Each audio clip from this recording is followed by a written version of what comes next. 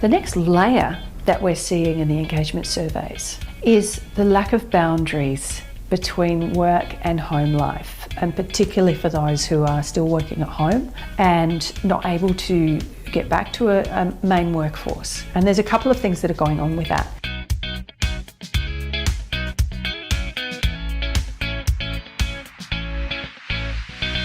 Some of it's self-driven. So some of it isn't being mandated by the leaders. It's actually being driven by a person's desire to just get the next thing done, and to get the next thing done, and to get the next thing done.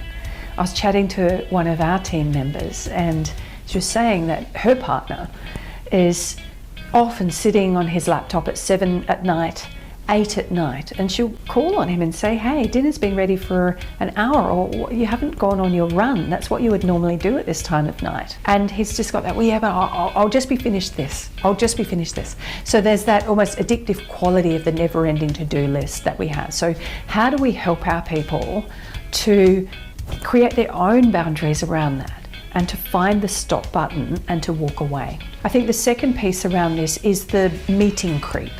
So we're having meetings being scheduled earlier in the morning, later at night, particularly with global teams, because of course we've got big time zone spreads to accommodate everybody, and because everybody's schedules seem to be already jammed with meetings, we'll just add one on later or add one on earlier, and that's the way we work around it. And so we need some agreement around, maybe there's an afternoon, which is a no meeting afternoon.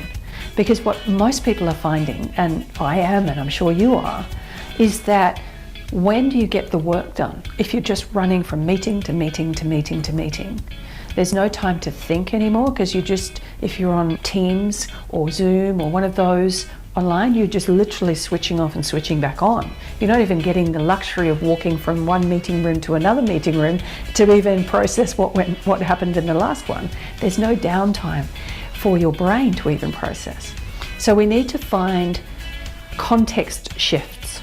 From one meeting to the next, we need some breathing space between them, and we need breathing space in people's work days for them to get the work done and not have this creep. And that is within a leader's remit to be able to drive that kind of a change.